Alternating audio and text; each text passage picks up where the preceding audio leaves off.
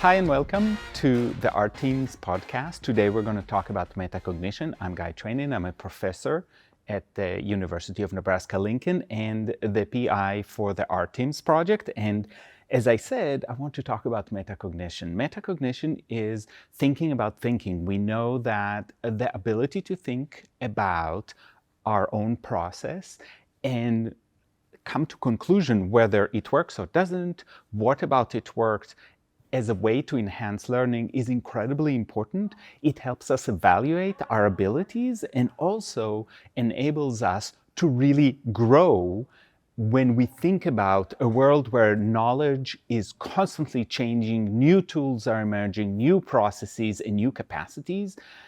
You have to know how to learn, and that capacity of learning to learn or thinking about your own thinking, I know it sounds somewhat circular, but it really is critically important. And so I really want to talk about how do we do this in our teams. So in our teams, we have our creative journals, and our creative journals are where we write things and we draw and create art. You can see that I have different things and that I've created along the time. This is my own personal journal.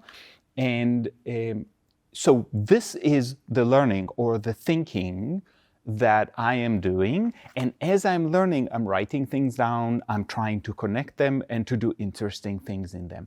But as the process approaches the end or critical really stop points, the trick is to take our students to reflect on what they've learned and how they've learned. This is how we teach them to be metacognitive. Why? Because metacognition is hard. It requires serious effort because you have to stop what you're doing and then moving forward and really look back at what you've done, what you've learned and how you've learned it, and the turns that you've made in your learning, whether positive or negative. And so it's a way to reflect, but it is very, very difficult. And we know that students and adults, everybody really in the world, would rather do things that require less work, right? So the trick is, how do we get our students to do this?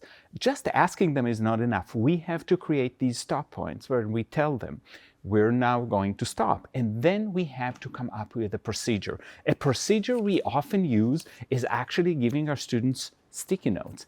And in the first phase of our sticky notes, we ask them to look back at their learning and then look at what they've done and think about a few questions.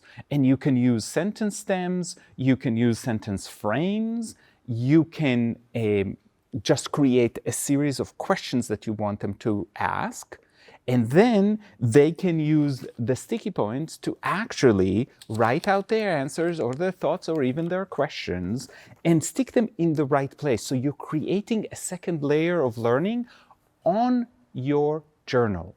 And so it starts having the second phase here where they're thinking about their process and they're actually attaching it to the same place.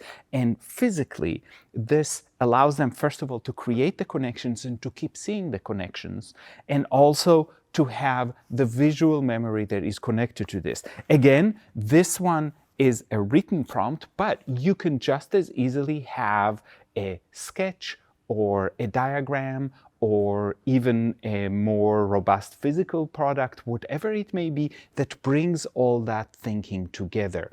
And then you can keep layering and adding more notes that are really trying to see, what did I learn about process, not just about this project specifically. So for example, in this project, we thought about transformation, and my thoughts were, as I was listening to somebody else speak, I was collecting my thoughts, but now I'm thinking about what was happening to me, how was I able to capture the most important things and what was missing in what I've captured. So for example, I noticed that some of my notes are too sketchy, and when I go back to them, I don't remember what I was thinking. So in my conclusion here, as somebody who's being metacognitive, I'm thinking I need to elaborate a little bit more for next time, and so I'm sitting around and elaborating. The next layer after that can be other people reacting to your materials. So you have your own thinking, but through collaboration and feedback from other students or even instructors, you can actually have another layer of opportunities to think or to answer questions that others pose. So we can use that exhibition of learning.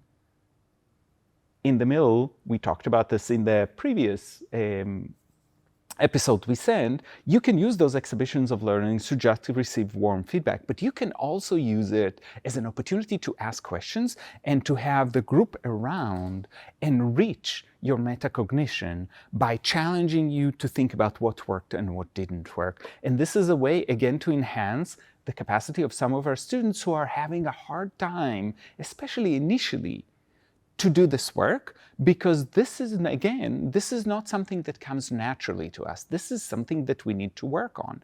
And through the layering of our journals, or if you're working with thinking walls, we can start peeling away at what does it mean to be metacognitive and making that part of every learning process. And in that way, we can make our learners considerably stronger as they're trying to figure out how does knowledge build in this world where everything is accessible to us through the internet, where we have AI that can generate certain things and other aspects of learning that are emerging and we're grappling with. This gives all students the ability to create their own tools to deal with these new modes of learning. And that's it. This was a short explanation about how we work with metacognition, and I'll see you next time on Our Teams.